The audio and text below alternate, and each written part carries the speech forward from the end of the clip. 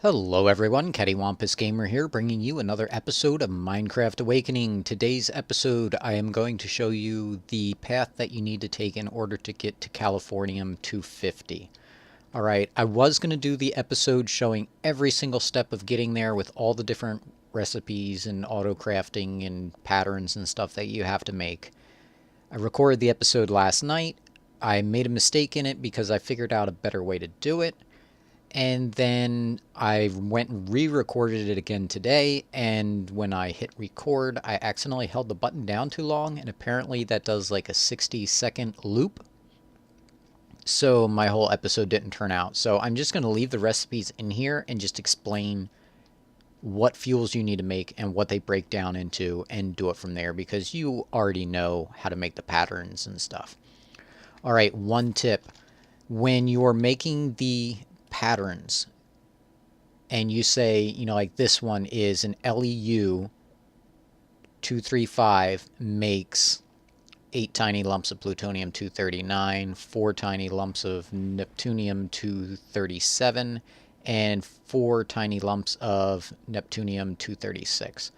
Alright, if you're encoding a pattern like, let's see, this one here, I told it that one HEC243 cell gives me 8 tiny lumps of curium 245.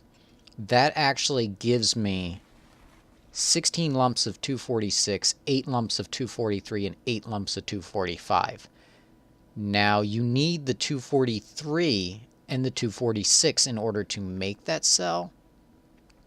And it confuses the system if it has some of the ingredients as the output. So just put the 1 or 2 that don't pertain to what it's made with. Otherwise, it'll mess up. That's the mess up I had on last night's episode. Alright. Now, the next thing that I did on the system was I put an export bus here, and I told it to export the tiny lumps of plutonium-239 into the condenser that makes dark matter. Because I had like 600 and something thousand. You can see I still got 50,000, and this has been going for a while. I also took the tiny lumps of uranium-238. They do not have an EMC value, so I'm just trash canning them, just because I've got so much of it to begin with. I could craft them into the uranium-238, but it's worthless too. I have 327,000 of it left over. Alright, so the path to Californium. Alright, you're going to make LEU 235 and HEU 235. Alright, what this stands for is, or at least what I think it stands for, is low energy uranium and then 235. Now, if we look at, let's see, uranium, and we go to the recipe, you can see that the second ingredient is the 235. For both of these. So what it is low energy uranium-235, high energy uranium-235. So the more of this it has in it, then it's high. If it has less in it, it's low. Alright, so what you're going to do is you're going to take the LEU 235, you're going to turn that into cells, and then you're going to burn those in the reactor. And if you haven't watched the episode on the degradation reactor, you should go back and watch that. Alright, we're going to deplete those, and we get, what we're after here is actually the neptunium-236 and 237. Now you're going to take those, you're going to craft those into the actual things, the large size ones. Then you're going to use those, and you're going to make an HEN-236.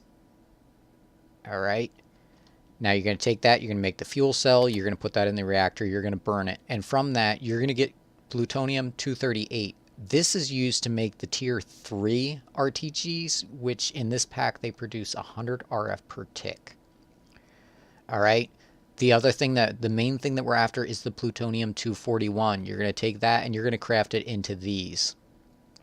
Alright. Now, when you burn the HEU-235, so that's one of the green ones, that's the high output one, you're going to get plutonium-242, which you're going to need right here. All right, so we're going to take 5 plutonium-242 and 4 plutonium-241, and we're going to make an HEP-241. All right, we're going to take that, we're going to make the cell, we're going to burn that. Once you've depleted that, you're going to get curium-243 and 246. All right, I just ignored these, and this is just what I went after because that's the product that I'm after. So with the recipe, it just says that one of these equals 8 of these and 8 of these. All right, you're going to take those and you're going to turn them into the normal, whatever they are, the full-size fuel things. All right, then you're going to take 5 curium-246 and 4 curium-243, and you're going to make an HEC-243 cell. All right, you're going to take that, you're going to make it, you're going to burn it. All right, and you're going to get the curium-246, 243, and 245. All right, and like I said, only do this as the output. Do not do these two because it gets stuck in like a little bit of a loop, and it's like, oh, well, I need this to make that, but I'm getting this to make that, and then since it doesn't have everything it needs, even though it would, it won't let you craft. All right, so we're after the curium-245. You're going to take that and the 246, but you're already going to have a recipe for turning that into the normal size. You're going to use the curium-245, and you're going to make the, what is this, HEC-245. All right, that takes 5 curium-246 and 4 245. All right, you're going to take that, turn it into a cell, you're going to burn it, and your output is 8 tiny lumps of Californium-250. All right, so for every 9 batches you make, you're going to get 1, or you're going to get 8, right? Yeah, every 9 batches, you're going to get 8 of the full-size Californium, which is enough to make 8 RTGs. All right, so you're going to use this. You're going to make a recipe to craft this into this. And then those uses, you make empty capsules, you put them in there, and then you use these to make the RTGs. Okay, that was a mouthful. That is the path to Californium. All right, now that you have all your recipes programmed in your crafters, you have all your processing patterns done here, and you can see, and I'll just scroll from one to the next, and if you want to pause, you can. So this is the first one. This is the second one. This is the third one. This is the fourth one. This is the fifth one. The sixth one. All right. So now we can actually go into our system if we wanted to, and we can say craft Californium. And I already have some of the stuff available, so it'd be super fast to craft that. Oops. All right, so if I was to say 100 of these, you would see that it's going to make all of this stuff.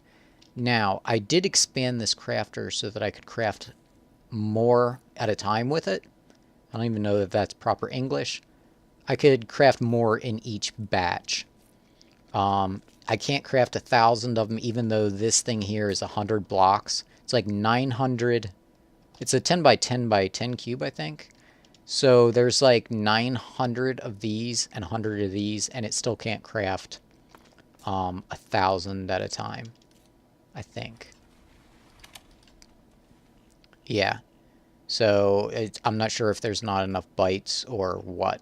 But the way I decided to do it is I put an ME interface here, and I'm going to turn this off real quick. So if you don't know, with an ME interface, you can put items in here, and it will pull them out of your ME system and put them in there. So let's throw these in here real quick. And you can see it's going to make sure that it always has 1 Californium-250 in here. Now, if I take this out, it's going to replace it because I got another one in the system. Now, if I take it out, there's no more in the system, so it won't put one in here.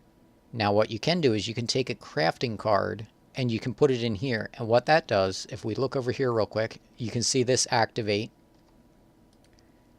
And it's actually going to make 1 Californium, and it's going to put it into this.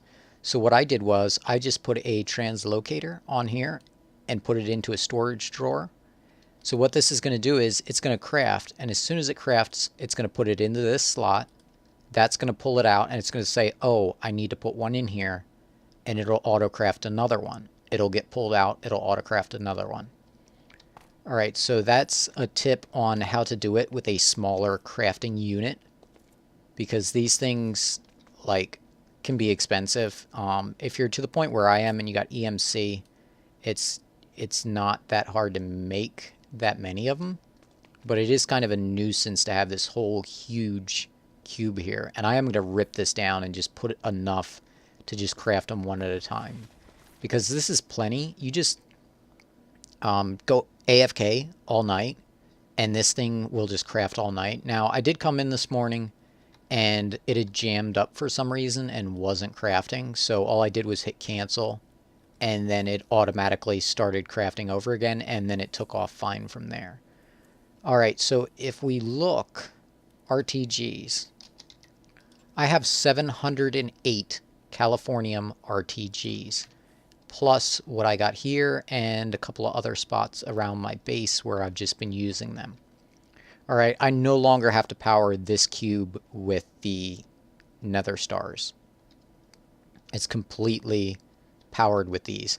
Now, my whole reason for making these RTGs, I have a design for an EMC generator, but I need power that is easy to control in a small space. So I can actually use this to power things. Like this thing here puts off 500 RF per tick. Like a sag mill with the octadic capacitor only uses 100 RF per tick. So you can put 1, 2, 3, 4, put one of these in the center, and boom, you're powering all 4 of the sag mills. Now, what I had tried to do was I was using the 100 RTGs, and I was going 1, 2, 3, 4 with the furnaces, and then putting the RTGs in the corner. But the problem was it would start outputting to one and not the other. It was like one machine would pull from 2 of them, and it just wasn't powering properly. So I needed these Californium RTGs in order to properly power the EMC farm. I do have to build that now that I have several hundred of these. I'm not sure how big I'm going to make the farm. My goal is to just make an insane amount of EMC. I should be able to make insane amounts of EMC. I don't even know how to like put it in numbers. We're talking like I want to do a bunch of units, and each unit I want to create a red matter furnace every second, and that's 6.29 million RF per second is what it would be. And I want to make like stupid amounts of those, because like I said, my goal is to be able to make those 1,000 infinity blocks. And I got a bat flying around here. Get out of here. Go, go, go. Cruelty to animals. Alright. I am using 6 sets of crafters, or six rows. So there's like 2 crafters on each ME interface, and then I'm using them in pairs. So I'm able to craft, these 2 have the same recipes, these 2 have the same recipes, and these 2 have the same recipes. So it can craft pretty fast. Now, when you're making these all the way from the bottom up, you know, you're talking quite a bit of time, because you need like thousands of the base cells. Burn those, then burn the next cell, the next cell, the next cell. Alright, you're probably not going to be able to make a whole bunch of Californium unless you have equivalent exchange and you can make the uranium. Because like mining this much, I mean, I guess technically you could make like an RF tools dimension that's uranium and just mine it and do it that way, but it's so much easier with EMC. And then eventually I'll just keep throwing red matter furnaces in here, because as long as I have red matter furnaces, there's nothing else that I need to do in order to keep this going and creating Californium to make more RTGs. Alright, that's going to do it for this episode. Until next episode, this is CaddywhumpusGamer, signing off.